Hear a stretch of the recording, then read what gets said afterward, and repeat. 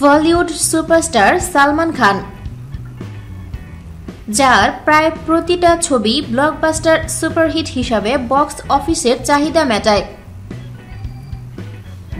রয়েছে বিশ্বব্যাপী তার জনপ্রিয়তাও। তবে এই সাফল্যের গল্পটা এত সহজ ছিল না। চিত্রনাট্যকার বাবার ঘরে জন্মালেও প্রাচুর্যতার মাঝে বড় হননি সালমান। সম্প্রতি নিজের গড়া সামাজিক সংগঠন বিং হিউম্যানের একটি অনুষ্ঠানে এমন অভিজ্ঞতার কথাই জানান সাল্লু ভাই। বিশ্ব পরিবেশ দিবস উপলক্ষে আয়োজিত এই অনুষ্ঠানে তিনি জানান, বাবা চিত্রনাট্যকার সেলিম খান সিনেমা লিখে মাসে আয় করতেন মাত্র 750 থেকে 1000 টাকা।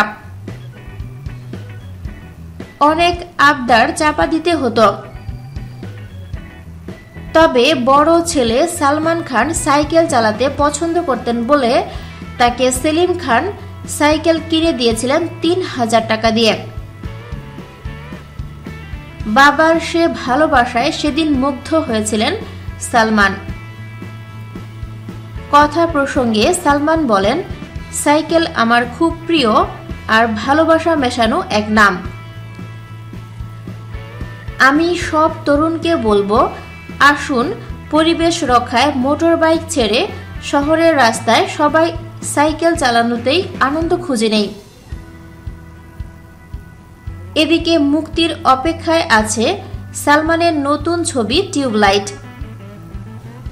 হলিউডের একটি ছবি নকলের দায়ে অভিযুক্ত হলেও ছবিটি নিয়ে উন্মাদনার শেষ নেই বলিউডে।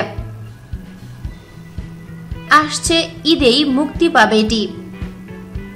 কবির খানের পরিচালনায় ছবিটিতে সালমানের সঙ্গে দেখা যাবে চীনা মডেল ঝুঝুকে। থ্যাঙ্কস ফর ওয়াচিং ভিডিওটি ভালো লাগলে লাইক প্রেস করুন এবং শেয়ার করে সবাইকে দেখার সুযোগ দিন। পরবর্তী আপলোড পেতে চ্যানেলটি সাবস্ক্রাইব করে আমাদের সাথে থাকুন। ধন্যবাদ।